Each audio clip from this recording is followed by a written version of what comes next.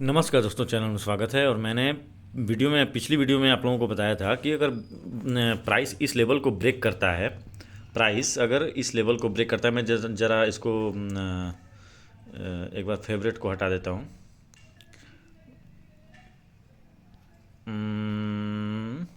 हाँ, देखिए, मैंने बताया था आप लोगों को कि प्राइस अगर इस लेवल को ब्रेक करता है, प्राइस ने इस लेवल को अगर ब्रेक करता है, प्राइस इसके नीचे अगर ओपन होता है प्राइस, तो प्राइस में गिरावट आ सकती है और प्राइस यहाँ तक टच कर सकता है और लगभग यहाँ इस लेवल के नीचे भी टच कर सकता है। ठीक है। मैंने जो गैप डाउन का एनालिसिस मैंने किया था, गैप डाउन का एनालिसिस वीडियो में, तो गैप डाउन में यही मैंने बात बताई थी कि प्राइस एक्शन अगर नीचे की तरफ गैप डाउन होने के बाद प्राइस में अगर प्राइस एक्शन नीचे की तरफ बनता है तो हमको अच्छा खासा ट्रेड मिल सकता है, जो कि प्राइस में दिखा है हमको। ठीक है।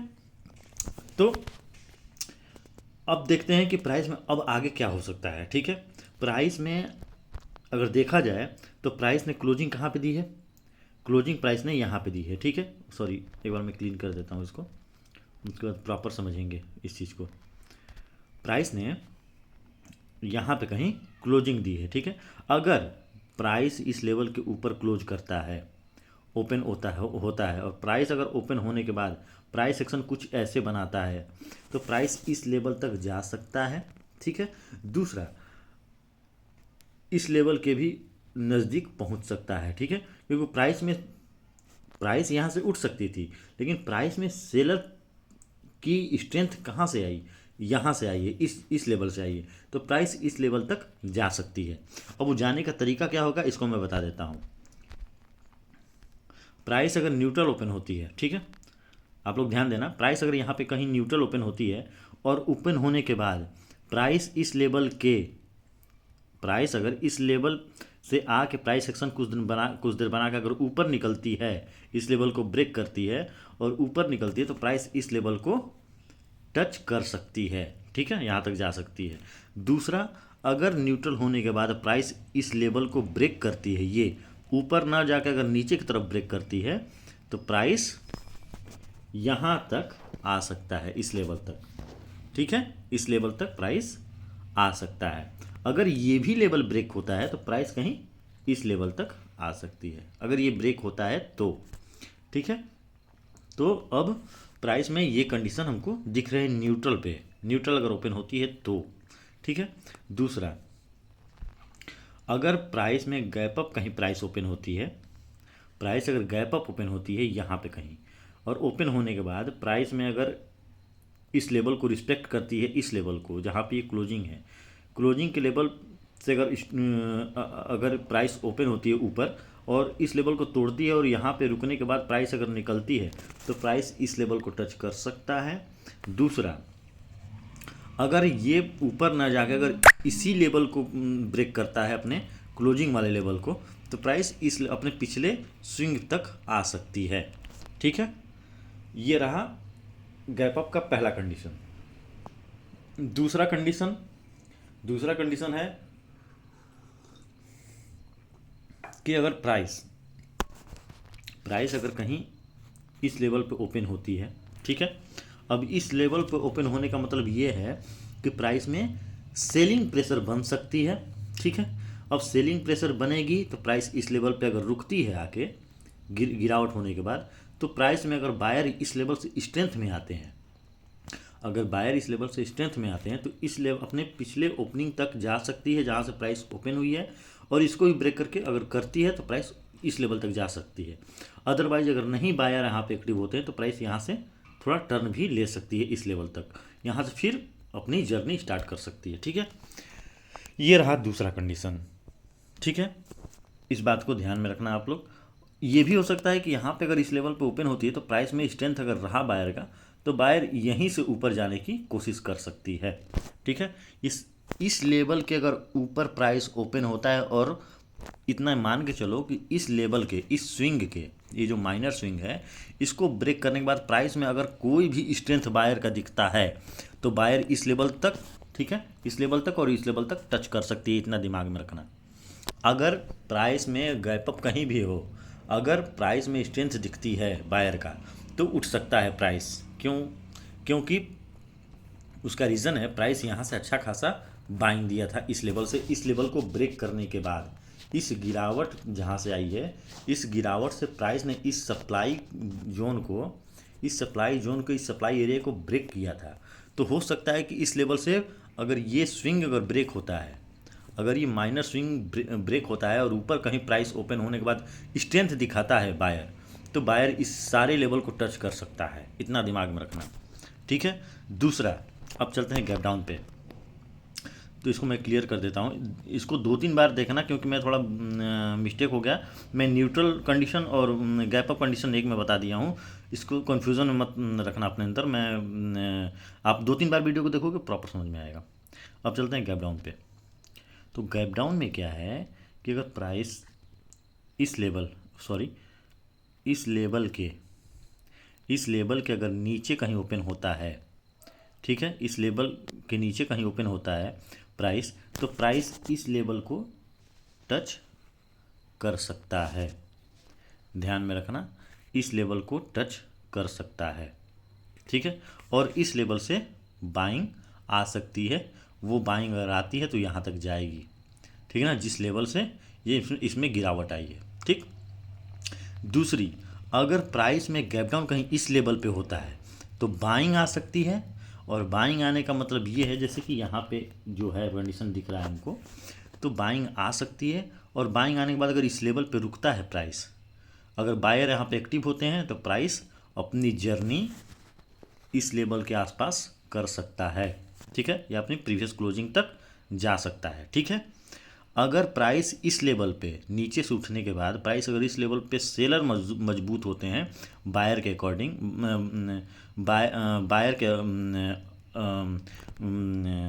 बायर के अपोजिट में, अगर बायर यहाँ स्ट्रॉन्ग नहीं होते हैं, सेलर इस लेवल पे स्ट्रॉन्ग हो जाते हैं, तो प्राइस गिर सकती है और वो लेवल यहाँ तक आ सकती है, यहाँ तक गिर सकती है प्राइस, ठीक है। तो इस बात को ध्यान में रखना। ये निफ्टी का 15 मिनट का चार्ट है, ये भी ध्यान रखना। और प्राइस में भी देखिए, अगर मैं इसको थोड़ा क्लीन कर दूं तो प्राइस में जब तक मैं इन सब चीज़ों को नहीं देखता, लेकिन मैं जनरली एक बात बता देता हूँ, ये ट्रेंड लाइन है, ठीक है। अगर ये ट्रेंड लाइन के ऊपर क्लोज करता है और प्राइस एक्शन कहीं, मतलब ये स्विंग चेंज होता है, स्विंग मतलब कि हायर हाई बनता जाता है, हायर हाई हायर लो बनता जाता है अगर, तो प्राइस में स्ट्रेंथ माना जाता है, ठीक है, थोड़ा बहुत। तो प्राइस में अगर ये ब्रेक होने के बाद अगर प्राइस में वैसी कंडीशन बनती है तो प्राइस ऊपर की सफ़र कर सकती है, इस बात का ध्यान रखना। प्राइस यहाँ तक भी जा सकती है, ठीक है, लेकिन मैं स्टेप बाय स्टेप बता रहा हूँ as a zone to zone. लेकिन प्राइस में आप देख सकते हो कि कुछ दिनों में प्राइस इस लेवल को टच कर सकती है, ठीक है, इस बात को ध्यान रखना। अगर स्ट्रेंथ रहा तो कुछ दिनों में टच कर जाएगी इस लेवल को, ठीक है। तो अब चलते हैं हम लोग बैंक निफ्टी पे। बैंक निफ्टी का ये 15 मिनट का चार्ट है, ध्यान से देखो। तो अब हम चलते हैं एनालिसिस पे। प्राइस देखो, प्राइस जो है, प्राइस की क्लोजिंग जो है, प्राइस की क्लोजिंग आपकी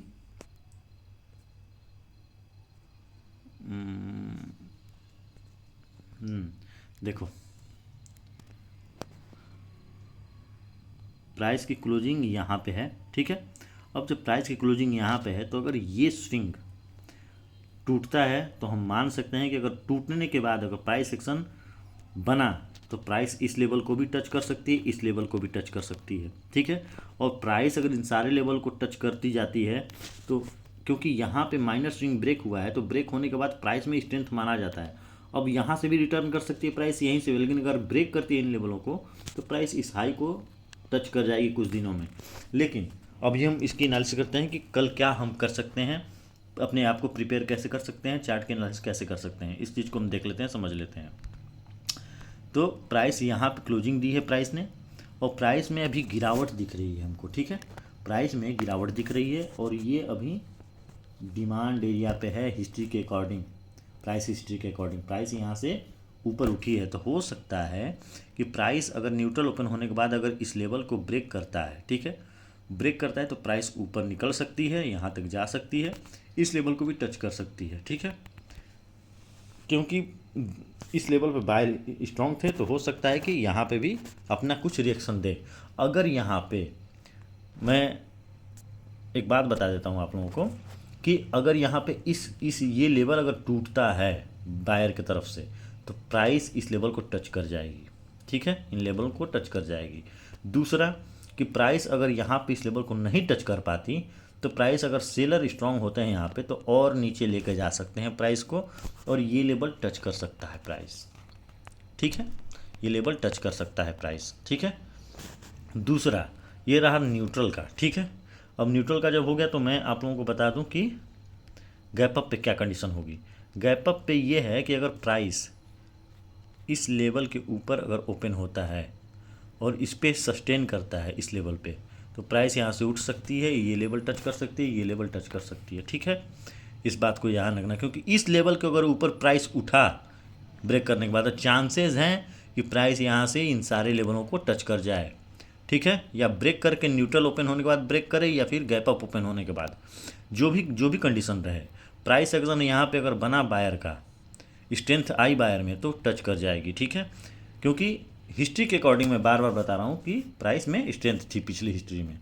ठीक है ना, यहाँ से तो अब प्राइस में अगर ये रहा कंडीशन एक गैप अप का, दूसरा कि अगर यहाँ पे कहीं गैप अप होती है प्राइस तो सेलिंग प्रेशर आ सकती है और इस लेवल पे कुछ देर सस्टेन करने के बाद प्राइस में अगर बायर का स्ट्रेंथ रहा तो प्राइस टच कर जाएगी ये लेवल। अगर सेलर यहाँ पे स्ट्रांग हुए तो ये लेवल टच कर जाएगी। ये ब्रेक भी हो सकती है अगर, लेकिन ब्रेक करने में सेलर को स्ट्रेंथ लगेगी क्योंकि ये एक स्ट्रांग डिमांड जोन है। ठीक है, अगर ब्रेक करती है तो प्राइस इस लेवल तक आ सकती है। ठीक है, समझ में आ रही बात को? ध्यान में देखना, ध्यान से देखना वीडियो को, सारी बातें समझ में आएगी, क्योंकि मैं टोटल एकदम शीशे की तरह साफ़ होकर जेन्युइन तरीके से प्राइस की बिहेवियर और क्या क्या गैप अप में हो सकता है, क्या क्या न्यूट्रल ओपनिंग में हो सकता है, वो सारे कंडीशन मैं आपके साथ बता रहा हूँ आपको। दूसरा कि प्राइस अगर इस लेवल को ब्रेक करती है, प्योर प्राइस एक्शन है, इस बात को ध्यान रखना। कहीं से मैं कोई इंडिकेटर, कोई भी बायर्स मैं नहीं बता रहा हूँ कि कल बुलिश रहेगी कल बेरिश रहेगी, नहीं, वो सारे कंडीशन बता रहा हूँ जो कि प्राइस में होना चाहिए। ठीक है, प्राइस किसी की बंदिश में नहीं है, तो प्राइस के बिहेवियर को देखते हुए, हिस्ट्री को देखते हुए मैं जो जेन्युइन लग रहा है वही बता रहा हूँ। अगर अब चलते हैं गैप डाउन पे, अगर प्राइस गैप डाउन होती है यहाँ पे कहीं इस लेवल के नीचे तो प्राइस में सेलिंग आ सकती है और सेलिंग यहाँ तक आ सकती है, प्राइस में सेलिंग यहाँ तक आ सकती है और प्राइस यहाँ पे सेलिंग अगर आती है तो यहाँ से स्पाइक ले सकती है, क्योंकि ये एक स्ट्रॉन्ग डिमांड जोन, ये भी एक, अगर यहाँ से प्राइस उठता है तो भी, और यहाँ पे उठता है तो भी, यहाँ से रिएक्ट प्राइस ज़रूर करेगी। ठीक है, यहाँ से बाइंग आ सकती है। अगर प्राइस गैप अप इस लेवल पे कहीं होता है, बेस लेवल पे यहाँ पे, तो यहाँ पे बाइंग आ सकती है। बाइंग आने के बाद प्राइस अगर इस लेवल पे बायर दोबारा स्ट्रेंथ में आते हैं तो प्राइस को प्रीवियस क्लोजिंग तक लेके जा सकते हैं। ठीक है, प्रीवियस क्लोजिंग तक प्राइस को लेके जा सकते हैं। दूसरा, अगर यहाँ पे सेलर एक्टिव हो जाते हैं तो प्राइस अपने ओपनिंग तक गिर सकती है। ठीक है, ये रहा बैंक निफ्टी का 15 मिनट का चार्ट। तो दोस्तों मैं ये कह रहा हूँ कि प्राइस में जो कंडीशन हमको अभी दिख रहा है, ठीक है, वो मैं बताने की कोशिश कर रहा हूँ, और क्योंकि यहाँ पे बायर स्ट्रॉन्ग है हिस्ट्री के अकॉर्डिंग, तो यहाँ पे प्राइस आए अगर ओपन होती है तो उठेगी, जाहिर सी बात है, हिस्ट्री के अकॉर्डिंग थोड़ा बहुत ही उठे लेकिन रिएक्ट तो जरूर करेगी। दूसरा कि प्राइस अगर अपना साइकोलॉजी चेंज करता है, साइकोलॉजी मतलब अभी बेरिश साइकोलॉजी है, अगर ये सप्लाई जोन ब्रेक होती है तो साइकोलॉजी चेंज हो जाती है। ठीक है, और चेंज होने के बाद हमको कन्फर्मेशन चाहिए इस लेवल पे, ये नहीं कि प्राइस शार्पली उठते जाए तो हम उसी में ट्रेड ले लेंगे, नहीं, प्राइस भले ब्रेक कर जाए इस लेवल को लेकिन हमको पुल बैक का इंतजार करना है, हमको कंजर्वेटिव माइंड से सोचना है प्राइस को लेकर। ठीक है, प्राइस हमको जब तक स्ट्रेंथ अपना प्राइस सेक्शन नहीं बताएगी तब तक हमको एंट्री नहीं लेना है उसमें। ठीक है, तो ये रही निफ्टी का 15 मिनट का एनालिसिस और बैंक निफ्टी का 15 मिनट का एनालिसिस। आप लोग 2-3 बार वीडियो को देखिएगा, ऐसे ही प्यार बनाए रहे और हम एक फैमिली की तरह बन के उभरें यूट्यूब पे, और अपने माँ बाप का ध्यान रखो और अपनी फैमिली का ध्यान रखो, क्योंकि उससे बड़ा कुछ भी नहीं है। ट्रेडिंग तो आती रहती है, जाती रहती है, कभी लॉस कभी प्रॉफिट होती रहती है, लेकिन अपना फोकस फैमिली पे रखो, अपने पॉजिटिव माइंड से ट्रेड करो, खुश रहो और मिलते हैं नेक्स्ट वीडियो में। बाय।